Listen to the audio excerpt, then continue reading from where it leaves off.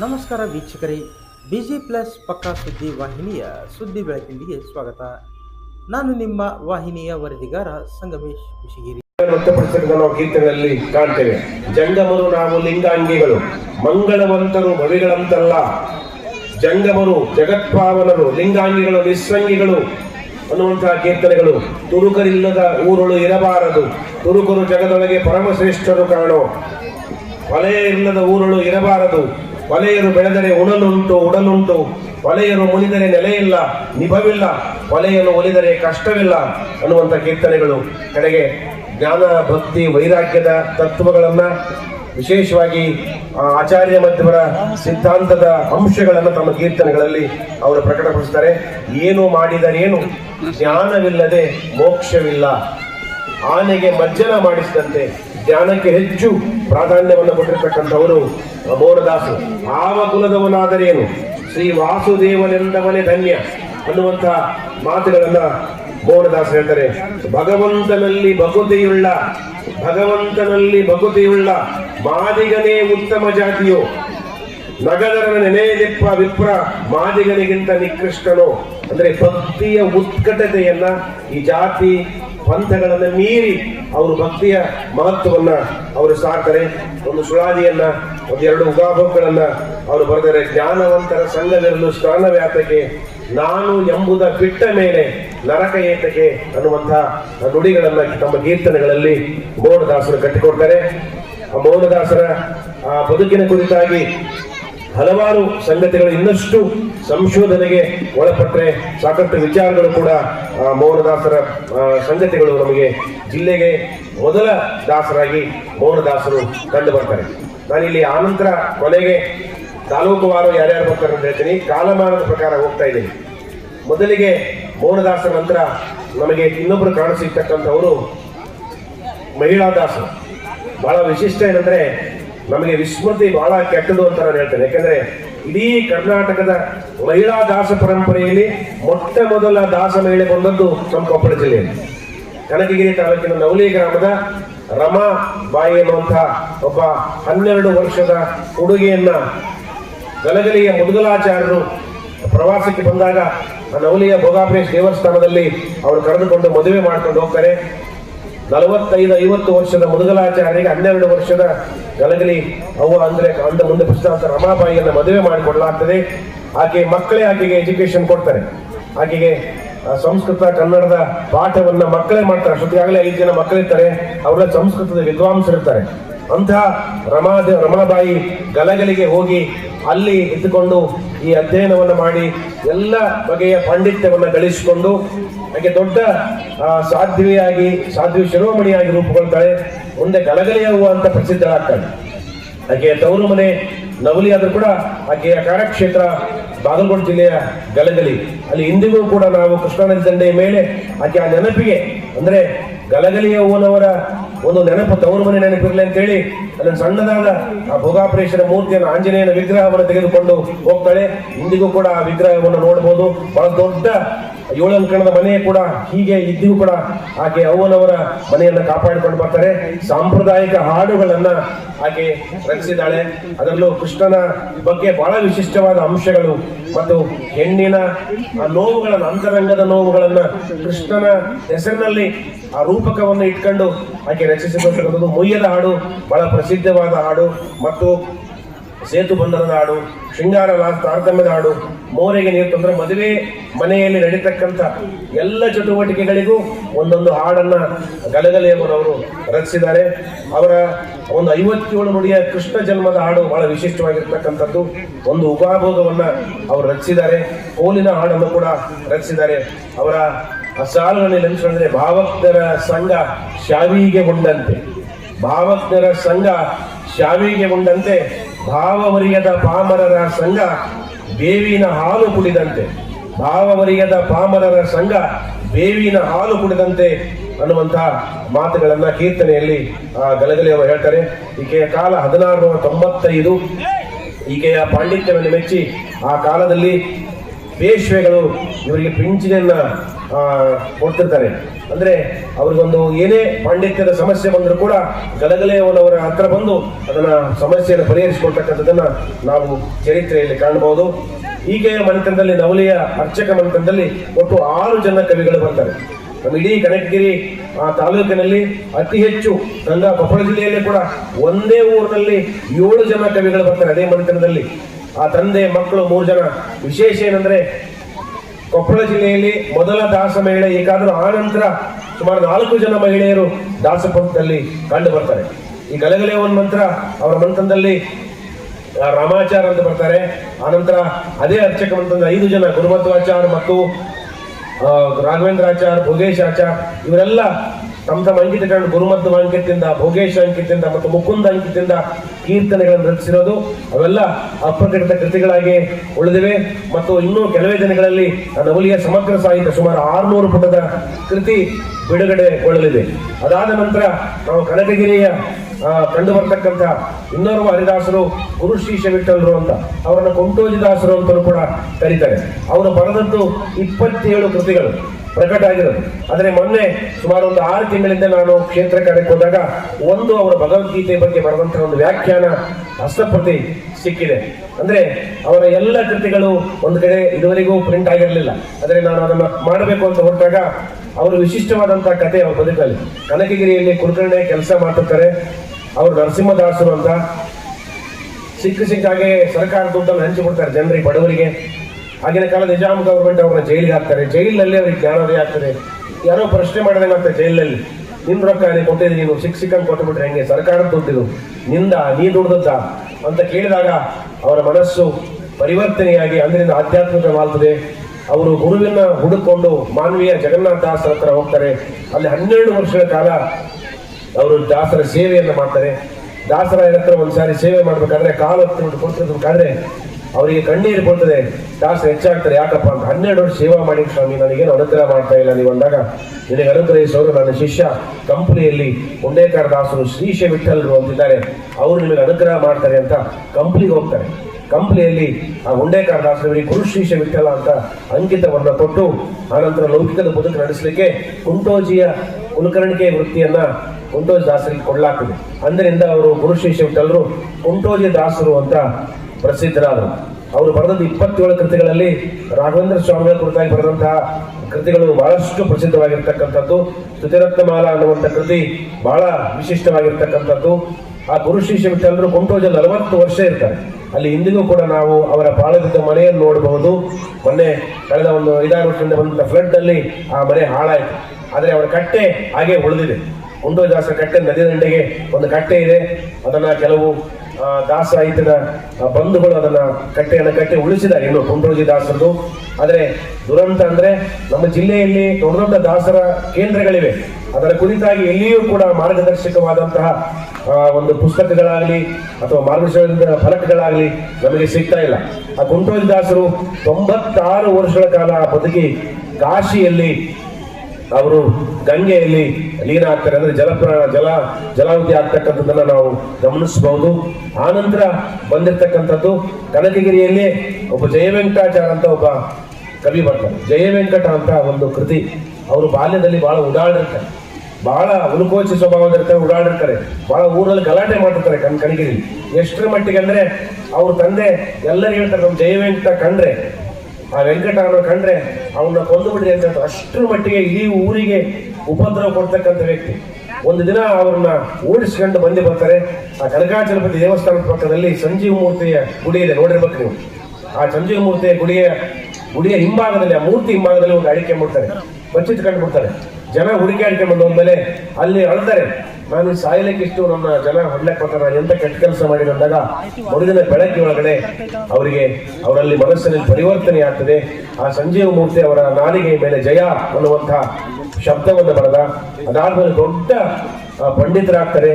ಆ ಜಯವೆಂಕಟಾಚಾರ್ಯರ ಪಾಂಡಿತ್ಯ ಎಷ್ಟು ಅಂದ್ರೆ ಸಂಸ್ಕೃತ, ಉರ್ದು, ಕನ್ನಡ ಭಾಷೆಯಲ್ಲಿ ಮತ್ತು ಮರಾಠಿ ಭಾಷೆಯಲ್ಲಿ ಕೃತಿಯನ್ನು ಏಕಾಲಕ್ಕೆ ಶತಶ್ಲೋಕಿ ಕವಿ ಅಂತ ಕರೀತಾರೆ.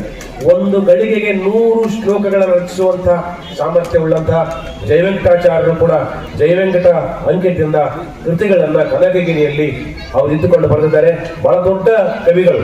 ಮೊನ್ನೆ ತಾನೇ ನಿಮಗೆ ಆಶ್ಚರ್ಯ ಆಗ್ಬಹುದು, ನಮಗೆ ಈ ಕೇಂದ್ರ ಸರ್ಕಾರ ಹಸ್ತಪತ್ತೆ ಅಭಿಯಾನವನ್ನು ಮಾಡ್ತಾ ಇದೆ, ಅದನ್ನ ನಾವು ನೋಡ್ತಾ ಇದ್ದೀವಿ. ಈ ಕೊಪ್ಪಳದಲ್ಲಿ ಒಬ್ಬರು ಸಮಿತಿ ಮಾಡಿದ್ದಾರೆ. ಆದ್ರೆ ಹಸ್ತಪೂರ್ತಿ ಸುಲಭವಾಗಿ ಯಾರಿಗೆ ಕೊಡಲ್ಲ. ಕ್ಷೇತ್ರ ಕಾಲದಲ್ಲಿ ಗೊತ್ತಿರ್ತದೆ, ನಮ್ಮ ಅಮರೇಶ್ ಶೆಟ್ಟಿಗಾರ್ ಸರ್ ಇವರಿಗೆಲ್ಲ ಅದ್ರ ಬಗ್ಗೆ ಐಡಿಯಾ ಇರ್ತದೆ. ಯಾರು ನಿಮಗೆ ಕೊಡಲ್ಲ.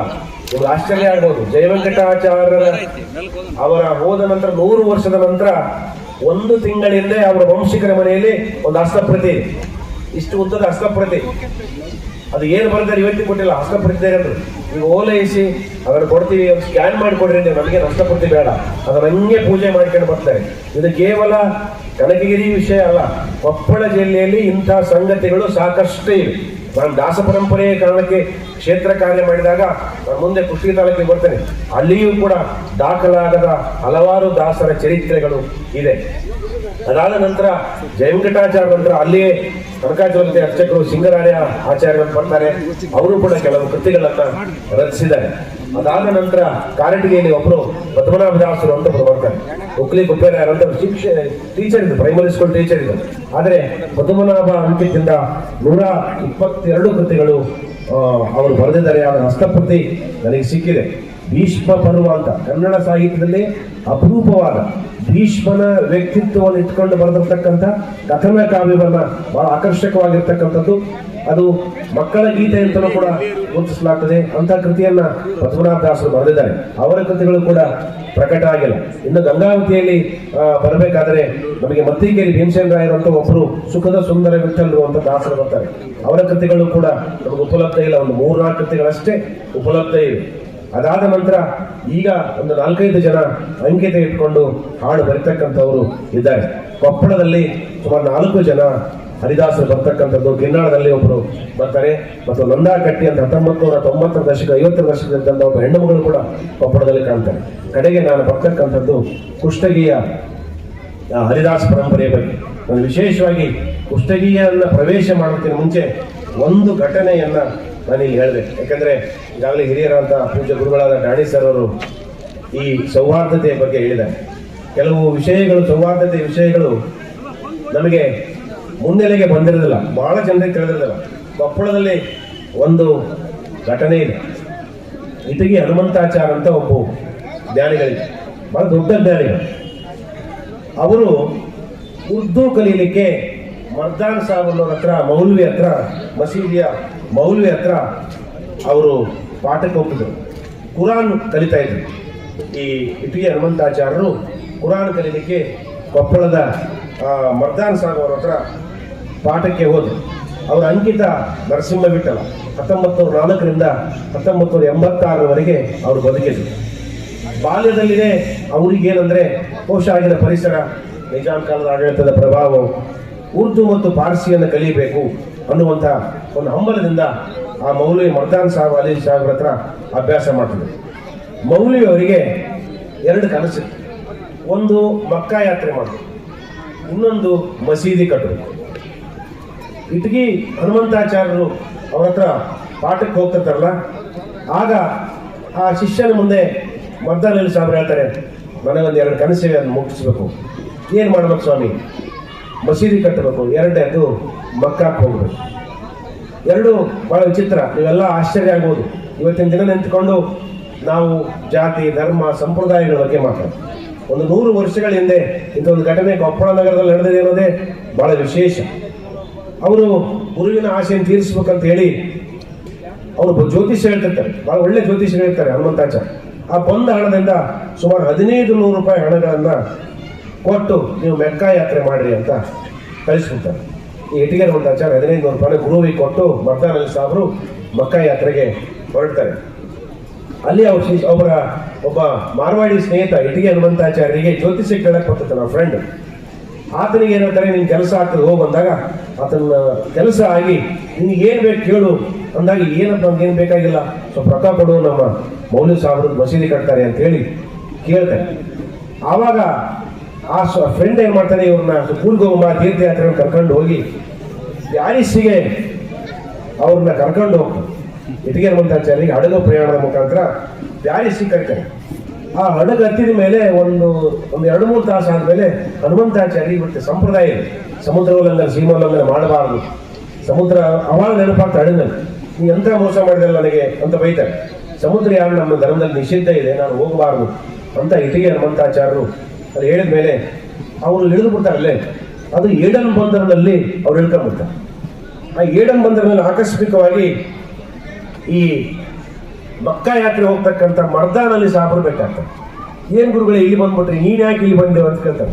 ಇಲ್ಲ ಸ್ವಾಮಿ, ನಾನು ಹಿಂಗೆ ಬಂದು ಕರ್ಕೊಂಡ್ಬಂದ್ಬಿಟ್ಟಾನ ನಾನು ಸುಳ್ಳು ಹೇಳಿ, ಅಂದ್ರೆ ನೀನು ವಾಪಸ್ ಹೋಗೋಕೆ ದೂರ ಆಗ್ತದೆ, ಬಾ ನಾನು ಕೂಡ ಮಕ್ಕಾಕ್ಕೆ ಹೋಗೋಣ, ನಾನೇನು ಭಾಳ ದಿವಸ ಒಂದ್ ದಿವಸ ಮಕ್ಕಾದಾಗಿದ್ದು ವಾಪಸ್ ಬಂದ್ಬಿಡಮ್ಮ ಅಂತ ಹೇಳ್ತಾರೆ.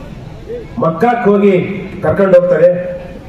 ಅಲ್ಲಿ ಅವರಿಗೆ ಈ ಉರ್ದು ಮತ್ತು ಪಾರ್ಸಿ ಬಗ್ಗೆ ಕುತೂಹಲಿದಂತ ಇಟಿಗೆ ಹನುಮಂತಾಚಾರ್ಯರು ಆ ಮುಸ್ಲಿಂ ವೇಷವನ್ನು ಧರಿಸಿಕೊಂಡು ಅಲ್ಲಿಯ ಸಂಪ್ರದಾಯದಂತೆ ನಮಾಜ್ ಮಾಡಿ ಅವರು ಆ ಕಾಬಾ ದರ್ಶನಕ್ಕೆ ಮರ್ದಾನಲ್ಲಿ ಸಾವರು ಹೋದಾಗ ಇಡೀ ಮಕ್ಕಾವನ್ನು ತಿರುಗಾಡ್ಕೊಂಡು ಬರ್ತಾರೆ.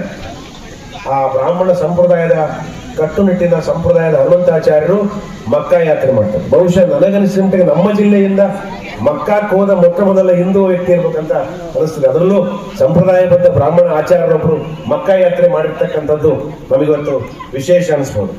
ಆನಂತರ ಇವರ ಗುರುಗಳು ಖಾದ್ರಿ ಕೃಷ್ಣಾಚಾರ್ ಅಂತ 300 ಕೃತಿಗಳು ಇನ್ನೂ ಅಪ್ರಕಟಿತವಾಗಿ ಅವರ ವಂಶಕರಲ್ಲಿ ಇದೆ. ಅವರು ಓದಿದ್ದು 7ನೇ ಕ್ಲಾಸ್. ಕನ್ನಡ, ಸಂಸ್ಕೃತ, ಮರಾಠಿ, ಪಾರ್ಸಿ, ಉರ್ದು, ಇಂಗ್ಲಿಷ್ ಭಾಷೆಯಲ್ಲಿ ಆ ಇಟಿಗೆ ಹನುಮಂತಾಚಾರ್ಯ ಪರಿಣಿತರಾಗಿದ್ದರು. 1986ರಲ್ಲಿ ಅವರು ತೀರ್ಕೊಳ್ತಾರೆ. ಆದರೆ ಅವರಿದ್ದಾಗ ಹಣವನ್ನು ಸಂಗ್ರಹಿಸಿ ಮರ್ದಾನಲ್ಲಿ ಸಾಬರಿಗೆ ಕೊಟ್ಟು ಮಸೀದಿಯನ್ನು ಕಟ್ಟಲಿಕ್ಕೂ ಕೂಡ ಪ್ರೇರಣೆ ಕೊಡ್ತಾರೆ. ನಾನಿನ್ನೂ ನಗರದಲ್ಲಿ ಫೀಲ್ಡ್ ವರ್ಕ್ಗೆ ಹೋಗಿಲ್ಲ, ಆ ಮಸೀದಿ ಎಲ್ಲಿದೆ ಅಂತ ನಾನು ಹುಡುಕ್ತಾ ಇದ್ದೇನೆ. ನನಗೆ ಬಾಚಲಾಪುರ ಸರ್ ಒಂದು ಮಾಹಿತಿ ಕೊಡ್ಬೇಕಂತ ನಾನು ಅವರಲ್ಲಿ ಕೋರ್ತೇನೆ. ಆನಂತರ ಕುಷ್ಟಗಿ ತಾಲೂಕಿಗೆ ನಾನು ಬರ್ತಕ್ಕಂಥದ್ದು. ಕುಷ್ಟಗಿ ತಾಲೂಕು ಈ ಹರಿದಾಸರ ಸಾಧಕರ ಒಂದು ದೊಡ್ಡ ನೆಲೆ. ಇಲ್ಲಿ ನಡುವಲಕೊಪ್ಪದ ರಾಘವೇಂದ್ರ ರಾಯರು ಅಂತ ಒಬ್ರು ಬರ್ತಾರೆ. ಅವರ ಅಂಕಿತ ನಡುಪುರೇಶ ಅಂತ. ಮಂತ್ರಾಲಯ ರಾಘವೇಂದ್ರ ಸ್ವಾಮಿಗಳ ಅನುಗ್ರಹದಿಂದ ಹುಟ್ಟಿದ್ರಿಂದ ಅವರಿಗೆ ರಾಘವೇಂದ್ರ ಅಂತ ಹೆಸರಿದ್ದಾರೆ. ಆ ನಡುವಲಕೊಪ್ಪ ರಾಘವೇಂದ್ರ ರಾಯರು ಬಹಳ ದೊಡ್ಡ ಸಾಧಕರು. ಅವರು ಬರೆದದ್ದು ಕೀರ್ತನೆಗಳು ಸಾವಿರಾರು ಕೀರ್ತನೆಗಳು. ಆದರೆ ನಮಗೆ ಸಿಕ್ಕಿರೋದು ಕೇವಲ 10-15 ಕೀರ್ತನೆಗಳು. ಮೈಸೂರಿನ ಗುರುಗೋವಿಂದ ದಾಸರನ್ನವರು ಅವರ ಕೃತಿಗಳನ್ನೆಲ್ಲ ಪ್ರಕಟಿಸ್ತಾರೆ. ಅದರಲ್ಲಿ 15 ಕೃತಿಗಳನ್ನು ಮಾತ್ರ ಅವರು ಪ್ರಕಟಿಸ್ತಾರೆ. ಕುಷ್ಟಗಿಯ ರಾಘವಾರ್ಯ ಒಡೆಯರು 1829ರಿಂದ 1904 ಸಂದರ್ಭದಲ್ಲಿ ಬದುಕಿದ್ದಂಥವ್ರು. ಅವರು ನಡುವಲಕೊಪ್ಪ ಗ್ರಾಮದವರು. ನಿಜಾಮ ಆಗ ಅವರಿಗೆ ಕೇಳ್ತಾರೆ, ನಿಮ್ಗೆ ಯಾವ ಭೂಮಿ ಬೇಕು ಅಂದ್ರೆ ಆಗ ಬರಡು ಭೂಮಿಯಾಗಿದ್ದಂಥ ನಡುವಲಕೊಪ್ಪನ ಕೇಳ್ಕೊಂಡು ಅವ್ರು ಅಲ್ಲೇ ವಾಸ ಮಾಡ್ತಾರೆ. ಆಧ್ಯಾತ್ಮಿಕ ನೆಲೆ ಆಗ್ತದೆ. ನಡುವಲಕೊಪ್ಪ ರಾಘವೇಂದ್ರ ರಾಯರಿಗೆ ರಾಜ್ಯದ ಈ ಸುತ್ತ ಪರಿಸರದ ಅನುಭಾವಿಗಳ ಸಂಪರ್ಕ ಇರ್ತದೆ. ಇಬ್ರಾಹಿಂಪುರ ಅಪ್ಪ ಅವರು ಮತ್ತು ಮಂತ್ರಾಲಯ ರಾಘವೇಂದ್ರ ಸ್ವಾಮಿಗಳಪ್ಪ ಮಠದಲ್ಲಿ ಬರ್ತಕ್ಕಂಥ ಬೇರೆ ಬೇರೆ ಸನ್ಯಾಸಿಗಳ ಸಂಪರ್ಕವೂ ಕೂಡ ಆ ನಡುವಲಕೊಪ್ಪ ರಾಘವೇಂದ್ರ ರಾಯರಿಗೆ ಇರ್ತಕ್ಕಂಥದ್ದು. ಹಾಗೆಯೇ ಕುಷ್ಟಗಿ ತಾಲೂಕಿನ ಇನ್ನೊಬ್ಬರು ಬರ್ತಾರೆ, ಕಟ್ಟಿ ಪರ್ಣೇಶ್ಚಾರ್ ಅಂತ. ಅವರು ಶ್ರೀರಾಮ ವಿಠ್ಠಲ ಅಂಕಿತದಿಂದ ಕೃತಿಗಳನ್ನು ರಚಿಸಿದ್ದಾರೆ. 1997ರಲ್ಲಿ ಅವರ ಆಯ್ದ ಕೃತಿಗಳನ್ನ ರಾಯಚೂರಿನ ಜಯಲಕ್ಷ್ಮಿ ಮಂಗಳಮೂರ್ತಿಯವರು ಪುಸ್ತಕವಾಗಿ ಪ್ರಕಟಿಸ್ತಾರೆ. ಆನಂತರ ಪುಟಕಮರಿ ಗ್ರಾಮದಲ್ಲಿ ಇರುವಂಥ ವಿಜಯದಾಸರ ಕಟ್ಟೆ ದಾಸ ಸಾಹಿತ್ಯದ ಸಂಪ್ರದಾಯಸ್ಥರಿಗೆ ಮತ್ತು ದಾಸ ಸಾಹಿತ್ಯ ದೀಕ್ಷೆ ತೆಗೆದುಕೊಂಡವರಿಗೆ ಒಂದು ಮಹತ್ವದ ನೆಲೆ. ಬಹಳ ಜನರಿಗೆ ಅದು ಪ್ರಚಾರಕ್ಕೆ ಬಂದಿಲ್ಲ. ಪುಟಕಮರಿಯಲ್ಲಿ ಇರ್ತಕ್ಕಂಥದ್ದು ಉಪ್ಲಿ ಮಧುರಾಯರ್ ಅಂತಕ್ಕಂಥ ದೊಡ್ಡ ಅನುಭಾವಿಗಳು, ಜ್ಞಾನಿಗಳು. ಇಲ್ಲಿ ವಿಜಯದಾಸರ ಸನ್ನಿಧಾನ ಇದೆ ಅಂತ ಹೇಳಿದಾಗಿಂದ ಆ ತೋಟದ ಮನೆಯಲ್ಲಿ ಹೊಲದಲ್ಲಿ ಆ ಕಟ್ಟೆ ಇರ್ತಕ್ಕಂಥದ್ದು, ಅದನ್ನು ಇವತ್ತಿಗೂ ಕೂಡ ಪೂಜೆ ಮಾಡ್ತಕ್ಕಂಥದ್ದು. ದಾಸ ದೀಕ್ಷೆ ಪಡೆದಂಥವರೆಲ್ಲ ಕೊಪ್ಪಳಕ್ಕೆ ಬಂದ್ರೆ ಫಸ್ಟ್ ಹೋಗೋದು ನವರಂದಾವನಕ್ಕೆ, ಆನಂತರ ಮಾದಿನೂರು ಮತ್ತು ಪುಟಕಮರಿಯ ದಾಸರ ಕಟ್ಟೆಗೆ ಬರ್ತಕ್ಕಂಥದ್ದು ಒಂದು ರೂಢಿ. ಅದೇ ರೀತಿಯಾಗಿ ಕುಷ್ಟಗಿಯಲ್ಲಿ ಇನ್ನೊಬ್ರು ಬರ್ತಾರೆ, ಸ್ವಾಮಿರಾಚಾರ್ಯ ವೈದ್ಯ ಅಂತ. ಬಹಳ ವಿಶೇಷವಾಗಿರ್ತಕ್ಕಂಥದ್ದು. ಇದನ್ನ ನಾವು ಇತಿಹಾಸದಲ್ಲಿ ದಾಖಲು ಮಾಡ್ತಕ್ಕಂಥದ್ದು. ಇವರ ಅಂಕಿತ ಮುರಳಿ ವಿನೋದ ವಿಠ್ಠಲ ಅಂತ. ಇವ್ರ ಕಾಲ 1882ರಿಂದ 1992ರವರೆಗೆ ಬರ್ತಿದೆ. 100 ವರ್ಷ ಬರ್ತಿದೆ. ಬಹಳ ವಂಡರ್ಫುಲ್ ಏನಂದ್ರೆ ಇವ್ರ ಗುರುಗಳು ತಾರನಾಥರ ಪ್ರಭಾವದಿಂದ ಆಯುರ್ವೇದ ವೈದ್ಯರಾಗ್ತಾರೆ ಈ ಸ್ವಾಮಿರಾಚಾರ್ಯ ವೈದ್ಯರು. ಆನಂತರ ಇವರ ಆಯುರ್ವೇದ ವೈದ್ಯಕೀಯ ಚಿಕಿತ್ಸೆಯನ್ನ ನೋಡಿದಂಥ ಭಾರತದ ರಾಷ್ಟ್ರಪತಿ ಬಾಬಾ ರಾಜೇಂದ್ರ ಪ್ರಸಾದ್ ಅವರು ಹುಡುಕಿಯನ್ನು ಬರ್ತಾರೆ, ಅವರು ಭೇಟಿಯಾಗಿ ಹೋಗ್ತಾರೆ. ಅವರಿಂದ ಆಯುರ್ವೇದದ ಕೆಲವು ವಿಷಯಗಳನ್ನು ತಿಳಿದುಕೊಂಡು ಸ್ವಾಮಿರಾಚಾರ್ಯ ವೈದ್ಯರಿಂದ ತಿಳ್ಕೊಂಡು ಹೋಗ್ತಕ್ಕಂಥವ್ರು. ಅವರು ಆ ಕಾಲಕ್ಕೆ ಆನಂದ ಸೇವಾ ಟ್ರಸ್ಟ್ ಅಂತ ಒಂದು ಟ್ರಸ್ಟ್ ಅನ್ನು ಸ್ಥಾಪನೆ ಮಾಡಿ ಅದರ ಮುಖಾಂತರ ಸಾಮಾಜಿಕ ಸೇವೆ, ಉಚಿತವಾಗಿ ಆಯುರ್ವೇದ ವೈದ್ಯ ಪದ್ಧತಿಯ ಮುಖಾಂತರ ರೋಗಗಳನ್ನು ಗುಣಪಡಿಸುವಂಥ ಕೆಲಸವನ್ನ ಈ ಕುಷ್ಟಗಿಯವರು ಮಾಡ್ತಿರ್ತಾರೆ. ಸ್ವಾಮಿರಾಚಾರ್ಯ ನಂತರ ಇತ್ತೀಚಿನ ದಿನಗಳಲ್ಲಿ ದಾಸ ಪರಂಪರೆಯಲ್ಲಿ ಬಹಳ ದೊಡ್ಡ ಕೃಷಿ ಮಾಡಿದಂಥವ್ರು ಬನ್ನಿಗೌಡ ಶ್ರೀ ಲಕ್ಷ್ಮೀಬಾಯಿ ಅಂತ ಆಶ್ರಿತ್ ಅವರು. ಇವತ್ತು ಸುಳಾದಿ ಪ್ರಚಾರವನ್ನು ಮಾಡ್ತಕ್ಕಂಥವ್ರು ನಾಡಿನಲ್ಲಿ ಅಂದ್ರೆ ಸುಳಾದಿ ಪ್ರಚಾರ ಮಾಡೋರು ಸೋಷಿಯಲ್ ಮೀಡಿಯಾದಲ್ಲಿ ಸಾಕಷ್ಟು ಜನ ಮಾಡ್ತಾರೆ. ಆದರೆ ಸಾಂಪ್ರದಾಯಿಕ ಆ ತಾಳ ಮಟ್ಟುಗಳನ್ನು ಇಟ್ಕೊಂಡು ಆ ಪ್ರಾಚೀನವಾದ ಪಾಠಗಳನ್ನು ಇಟ್ಕೊಂಡೇ ಇವತ್ತಿಗೂ ಸುಳಾದಿ ಪ್ರಚಾರದಲ್ಲಿ ತೊಡಗಿದಂಥ ಆ ಹೆಣ್ಣುಮಕ್ಕಳು ಬಹಳ ದೊಡ್ಡ ಕೆಲಸವನ್ನ ಅವರ ಮಕ್ಕಳು ಮೊಮ್ಮಕ್ಕಳು ಕೂಡ ಸುಳಾದಿ ಪ್ರಚಾರ ಕೇಂದ್ರ ಅಂತ ತೆರೆದು ಇವತ್ತಿಗೂ ಕೂಡ ನಾನು ಇವತ್ತೊಂದು ಮಾತನ್ನು ನೆನಪು ಮಾಡ್ಕೊಳ್ಬೇಕು. ಸುಮಾರು 2004-05 ಹಂಪಿ ಕನ್ನಡ ವಿಶ್ವವಿದ್ಯಾಲಯದ ಕುಲಪತಿಗಳಾಗಿದ್ದಂಥ ಡಾಕ್ಟರ್ ಎಂ ಕಲಬುರ್ಗಿ ಅವರು ಹತ್ರ ಆಗ ಸಾವಿರಾರು ಕೀರ್ತನೆಗಳು ಅನ್ನುವಂಥ ಪುಸ್ತಕ professor A V Narayana sir ಸಂಪಾದಿಸಿದ್ರು. ನಮ್ಮ ಹಂಪಿ ಯೂನಿವರ್ಸಿಟಿಯಿಂದ ಹಂಪಿ ಉತ್ಸವದಲ್ಲಿ ಬಿಡುಗಡೆ ಆಗ್ತಿತ್ತು. ಅದರಲ್ಲಿ ಸುಳಾದಿಗಳ ಬಗ್ಗೆ ಯಾಕೆ ಮಾಡಬಾರ್ದು ಅಂತ ಚರ್ಚೆ ಮಾಡಬೇಕಾದಾಗ ಅದು ಏನು ಅಂತ ಕೇಳಿದಾಗ ತಾಳದ ಪ್ರಧಾನವಾದ ಸುಳಾದಿಗಳನ್ನು ಹೇಳಿದಾಗ ಆಗಲೇ ಅವರು ತಕ್ಷಣವೇ ಕಲಬುರ್ಗಿ ಸರ್ 45,000 ರೂಪಾಯಿ ಕೊಟ್ಟು ನಾನು ಆಗ ಈ ಲಕ್ಷ್ಮೀಬಾಯಿ ಮತ್ತು ರಾಯಚೂರಲ್ಲಿ ಕೆಲವು ಜನ ಇದ್ದರು. ರಾಯಚೂರು ಜಿಲ್ಲೆ ಕೊಪ್ಪಳ ಜಿಲ್ಲೆ ಅಡ್ಡಾಡಿ 45,000 ರೂಪಾಯಿ ಯೋಜನೆಯನ್ನು ಕೊಟ್ಟರು ದಾಖಲೀಕರಣ. ಆ ಸುಳಾದಿಗಳ ಸುಮಾರು ಆ ಕಾಲದಲ್ಲಿ 28 ಕ್ಯಾಸೆಟ್ಗಳನ್ನು ರೆಕಾರ್ಡ್ ಮಾಡಿ ಅದರ ಹಂಪಿ ವಿಶ್ವವಿದ್ಯಾಲಯದ ಹಸ್ತಪ್ರತಿ ಅಧ್ಯಯನ ವಿಭಾಗದಲ್ಲಿ ಸಂಗ್ರಹಿಸಿಕೊಟ್ಟೆ. ಅಂದ್ರೆ ಒಂದು ಜ್ಞಾನ, ಅದೊಂದು ಪ್ರಕಾರ, ವಿಶಿಷ್ಟವಾದ ಪ್ರಕಾರ, ಸುಳಾದಿ ಪ್ರಕಾರ. ಅದನ್ನು ಹೇಳ್ತಕ್ಕಂಥವ್ರು ನಮ್ಮ ರಾಯಚೂರು ಪರಿಸರದಲ್ಲಿ ಬಹಳ ಜನ ಲಿಂಕ್ಸ್ಗಳು ಮಾನವೀಯ ಪರಿಸರದಲ್ಲಿ ಅದನ್ನು ಹಾಗೇ ಉಳಿಸಿಕೊಂಡು ಬಂದರು. ಸುಳಾದಿ ಕುಪ್ಪೇರಾಯರ ಶಿಷ್ಯರಾಗಿ ಈ ಲಕ್ಷ್ಮೀಬಾಯಿ ಅವರು ಅದನ್ನು ಮುಂದುವರ್ಸ್ಕೊಂಡು ಬಂದರೆ ಅವರು ಕೂಡ ಸ್ವತಃ ಲಕೋಮಪ್ರಿಯ ಅಂಕಿತದಿಂದ ಹಾಡುಗಳನ್ನು ಬರೆದಿದ್ದಾರೆ. ಅದೇ ರೀತಿ ಹಿರೇಗೊಂಡಾಗರದ ದ್ವಾರಕಾಬಾಯಿ ಅಂತ ಹಿರಿಯರಿದ್ರು. ನನ್ನ ಅಹೋಭಾಗ್ಯ ಏನಂದ್ರೆ ಈ ದಾಸರಲ್ಲಿ ಕಟ್ಟೆ ಪ್ರಣೇಶ್ವರನ ನಾನು ಒಂದ್ಸಲ ಭೇಟಿಯಾಗಿದ್ದೆ. ಮಾದೂರಲ್ಲಿ ಕೂತ್ಕೊಂಡಾಗ ಸುಮ್ಮನೆ ತಂಪಾಡಿ ತಾವು ಭಜನೆ ಮಾಡಿಕೊಂಡು ಹೋಗ್ತೀನಿ. ನಾನು ಅವ್ರ ಜೊತೆ ಸುಮ್ಮನೆ ಕೂತ್ಕೊಂಡಿದ್ದೆ. ಅವ್ರ ಪಕ್ಕಕ್ಕೆ ಮೂಲೆ ಕೂತ್ಕೊಂಡಿದ್ರು. ಅವ್ರು ರಿಟೈರ್ಡ್ ಮಾಸ್ಟರ್. ಬುಕ್ಕ ತೆಗೆದು ಹಾಡ್ತಿದ್ರು. ನಾನು ಇದು ಯಾವ ಬುಕ್ಕ ಕುತೂಹಲದಿಂದ ನೋಡಿದೆ. ಇದು ನಾನಾ ಬರೆದಿದ್ದಪ್ಪ ಅಂದ. ಆಶ್ಚರ್ಯ ಅಂದ್ರೆ ನಮ್ಗೆ ಅವಾಗ ಅದನ್ನು ಇಸ್ಕೊಳ್ಬೇಕು ಅಂತ ಅನಿಸ್ಲಿಲ್ಲ. ಆದರೆ ಅವ್ರ ಮಕ್ಕಳಲ್ಲೂ ಕೂಡ ಕೆಲವು ಕೃತಿಗಳಿವೆ. ರಾಯಚೂರಲ್ಲಿ ಕೆಲವರಿಗೆ ಕೊಟ್ಟಿದ್ದಾರೆ ಅಂತಾರೆ. ಹೀಗೆ ನಮ್ಮಲ್ಲಿ ಬಹಳ ಕೃತಿಗಳು ಹಾಳಾಗಿವೆ. ಆದರೆ ದ್ವಾರಕಾಬಾಯಿ ಅವ್ರನ್ನ ನಾನು ಖುದ್ದಾಗಿ ಭೇಟಿಯಾದೆ.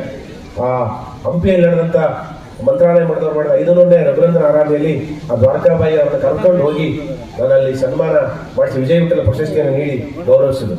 ಆ ದ್ವಾರಕಾಬಾಯಿ ಅವರ ಗಂಡ ಗಡಚಿಂತಿ ರಾಮಾಚಾರ್ಯ ಅಂತ ಕಳಬರಿ ಗೊತ್ತಿರ್ತದೆ, ಪೊಲೀಸ್ ಆಫೀಸರ್ ಇದ್ದರು. ಅವರಿಗೆ ಆಧ್ಯಾತ್ಮ ಜ್ಞಾನದ ಬಗ್ಗೆ ಆಸೆ ಹುಟ್ಟಿ ಸನ್ಯಾಸಿಗಳಾಗಿ ಪ್ರಯಾಗದಲ್ಲಿ ಒಂದು ಮಾಧ್ವ ಮಠವನ್ನ ಮಾಡಿಕೊಂಡು ವಿದ್ಯಾವಲ್ಲಭ ತೀರ್ಥರ ಮಾಧ್ವ ಮಠಕ್ಕೆ ಪೀಠಾಧಿಪತಿಗಳಾಗಿ ಅವರು ಅಲ್ಲಿ ಸ್ಥಾಪನೆ ಮಾಡ್ತಾರೆ. ಅವರ ಶ್ರೀಮತಿ ದ್ವಾರಕಾಬಾಯಿ ಅವ್ರು ಯಾವಾಗ ಪ್ರಯಾಗಕ್ಕೆ ಹೋದ್ರು ಗಂಡ ಅವರು ದ್ವಾರಕಾಬಾಯಿ ಹಿರೇಗೊಂಡಾಗ ಅದಲ್ಲಿರ್ತಾರೆ. ನಾನು ಸರಿ ಅವ್ರನ್ನ ಫೀಲ್ಡ್ ಹೋದ ಭೇಟಿಯಾಗಿದ್ದೆ. ಪಾಪ ದುರಂತ ಅಂದ್ರೆ ಆ ಹೆಣ್ಣುಮಗಳು ಬಹಳ ಬೇಗ ತೀರ್ಕೊಂಡು ಅವರ ಪುಸ್ತಕ ಪ್ರಕಟ ಆಯಿತು. ಅವ್ರದ್ದು ಕೃತಿಗಳ ಪ್ರಕಟ ಆಗಿದೆ. ಆದರೆ ಅವರ ಮಗ ಬಿಂದು ಮಾಧವಾಚಾರ್ಯ ಅಂತ ಹಿರೇಗೊಂಡಾಗರದ ಪೋಸ್ಟ್ ಮಾಸ್ಟರ್. ಅವರಿಗೆ ರಾತ್ರಿ 11-12 ಗಂಟೆಗೆ ಕೃತಿಗಳು ಒಳೆದಿವೆ. ತಕ್ಷಣ ಬಂದ ತಕ್ಷಣ ಲ್ಯಾಂಡ್ ಫೋನ್ಲೇ ಫೋನ್ ಹಚ್ಚಾರೆ. ಫೋನ್ ತಗೊಂಡು ಹಾಡು ಬಂದ್ರೆ ಹೇಳೇ ಆಗ್ತಿದೆ. ನನಗೆ ಒಂದು 3-4 ಸರಿ ಒಂದು 8 ಹಾಡುಗಳಿಗೆ ಕೇಳಿದೆ. ಹೇಳ್ರಿ ಸರ್ ಅಂತಿದ್ದೆ. ರಾತ್ರಿ 11-12 ಹೇಳ್ತಿದ್ರು. ಇದೊಂದು ಬಹಳ ವಿಚಿತ್ರವಾದದ್ದು. ಅನುಭಾವಿ ಪರಂಪರೆಯಲ್ಲಿ ಹೋಗಬೇಕು. ಅದು ಶರಣರಲ್ಲಿ, ದಾಸರಲ್ಲಿ, ತತ್ವಪದಕಾರರು ಸುಮ್ಮನೆ ತಿರುಗಾಡಕತ್ತಂದ್ರೆ ಅದೊಂದು ಅದ್ಭುತವಾದ ಪ್ರಪಂಚ. ಅವ್ರು ಹೇಳ್ತಿದ್ರೆ ಕೇಳ್ತಿದ್ದೆ. ಕಡೆಗೆ ಒಂದಿನ ಅನಿಸ್ತು, ಆಚಾರ್ಯ ದಯವಿಟ್ಟು ಹೇಳ್ಬಾಡ್ರಿ, ಮಾತು ಬಿಡ್ತೀವಿ, ಬರದಾಗ್ತದೆ. ಪೋಸ್ಟ್ ಮಾಸ್ಟರ್ ಒಂದು ಹಾಡು ಬರ್ತಿಲ್ಲ, ಒಂದು ಪೇಪರ್ನೇ ಬರೀತಿದ್ರು, ನಾನು ಪೋಸ್ಟ್ ಮಾಡ್ತಿದ್ರು. ಸುಮಾರು 40 ಪತ್ರಿಕೆಗಳಿವೆ, 40 ಕೃತಿಗಳು ನನ್ನ ಹತ್ರ ಇವೆ. ಅವರು ಯಾಕೆ ನನಗಷ್ಟು ಕಲೆ ಬಿದ್ದು ಮಾತಾಡ್ತಿದ್ರು ಅಂತ ನನಗೆ ಆಮೇಲೆ ಗೊತ್ತಾಯ್ತು. ನಾನು ಗುರು ಶ್ರೀ ಶಿವಟಲ್ ಬಗ್ಗೆ ಸಂಶೋಧನೆ ಮಾಡ್ತಕ್ಕಂಥ ಅವ್ರಿಗೆ ಗೊತ್ತಾಗಿತ್ತು. ಅವರಿಗೆ ಕನಸಿನಲ್ಲಿ ಬಂದು ಗುರು ಶ್ರೀ ಶಿವಟಲ್ ಗುರುಗಳಾಗಿ ಅನುಗ್ರಹ ದಾಸ ದೀಕ್ಷೆ ಕೊಟ್ಟಿದ್ರು. ಬಿಂದು ಮಾಧವ ಆಚಾರ್ಯರು ಉಗಾಭೋಗಗಳನ್ನು ರಚನೆ ಮಾಡಿ, ವಿಶೇಷವಾಗಿ ಉಗಾಭೋಗ ರಚನೆ, ಪುಸ್ತಕ ತಾಲೂಕಿನಲ್ಲಿ ಉಗಾಭೋಗ ಬರೆದವರು ಬಹಳ ಕಮ್ಮಿ. ನಡುಪುಲೇಶ್ ಅಂಕಿತದಿಂದ ರಾಘವಾಡ ಒಡೆಯರ್ ಬಿಟ್ಟರೆ ಬಿಂದು ಮಾಧವಾಚಾರ್ಯ ಅತಿ ಹೆಚ್ಚು ಉಗಾಭೋಗ ಬರೆದಾರೆ. ಅವರು ಪಾಪ ಅವರು ಕೋವಿಡ್ ಅಲ್ಲಿ ತೀರ್ಕೊಂಡು. ನಮಗೆ ಹೀಗೆ ಇನ್ನೂ ಹಳ್ಳಿಗಳಲ್ಲಿ ಹೋದ್ರೆ ಸಾಕಷ್ಟು ಜನ ಸಿಗ್ತಾರೆ.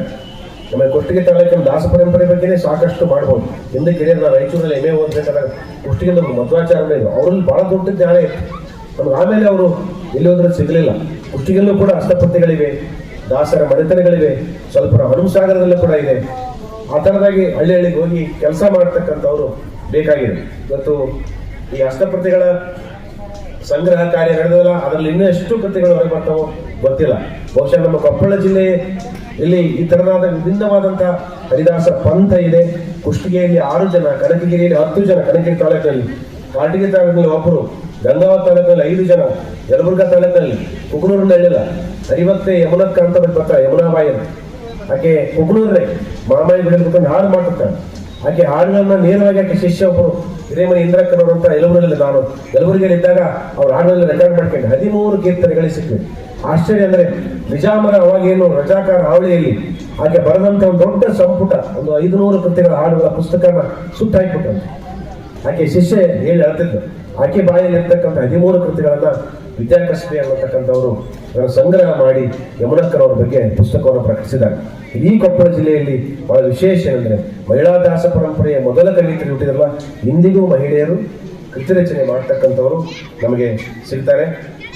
ಎಲೆಮರೆಯ ಕಾಯಿಯಾಗಿ ನಮಗೆ ಕೃತಿಗಳನ್ನ ರಚಿಸ್ತಾ ಇವತ್ತಿಗೂ ಕೂಡ ಗಂಗಾವತಿಯ ನರ್ಮದಾಬಾಯಿ ಅಂತಕ್ಕಂಥ ಹೆಣ್ಣುಮಗಳು ಕೂಡ ಚಂದ್ರಬಾಯಿ ವಿಠಲಾಗಿಂದ ಹಾಡಬೇಕಿದ್ದಾರೆ. ಶ್ರೀನಿವಾಸ್ ಮುಕುಂದಿ ಅಂತ, ವೆಂಕಟೇಶ್ ಕುಲಕರ್ಣಿ ಅಂತ ಸಣ್ಣ ಸಣ್ಣ ಯುವಕರು ಕೂಡ ದಾಸ ದೀಕ್ಷೆಯನ್ನ ಪಡೆದುಕೊಂಡು ಆ ಕೃತಿಯನ್ನು ರಚನೆ ಮಾಡ್ತಕ್ಕಂಥದ್ದು. ಈ ಎಲ್ಲ ಸಮಗ್ರ ದಾಸರ ಚರಿತ್ರೆಗಳನ್ನ ಸಂಗ್ರಹಿಸಿ ಅದನ್ನು ಪ್ರಕಟಿಸುವಂಥದ್ದು ಬಹಳ ದುಸ್ತರವಾದದ್ದು. ನಾನು ಬೆಳಗ್ಗೆ ಸಮ್ಮೇಳನಾಧ್ಯಕ್ಷ ಭಾಷಣದಲ್ಲಿ ಶೇಖರಗೌಡರು ಹೇಳಿದರು, ಪ್ರತಿ ಸಮ್ಮೇಳನಕ್ಕೆ ಒಂದೊಂದು ಕೃತಿಯನ್ನು ತರಬೇಕು ಅಂತ. ನಾನು ತಮ್ಮಲ್ಲಿ ಈ ವೇದಿಕೆ ಮುಖಾಂತರ ತಮ್ಮಲ್ಲಿ ಒಂದು ಮನವಿ ಮಾಡ್ಕೊಳ್ತೇನೆ. ದಾಡಿ ಸರ್ ಇದ್ದಾರೆ, ಎತ್ಗಲ್ ಸರ್ ಇದ್ದಾರೆ.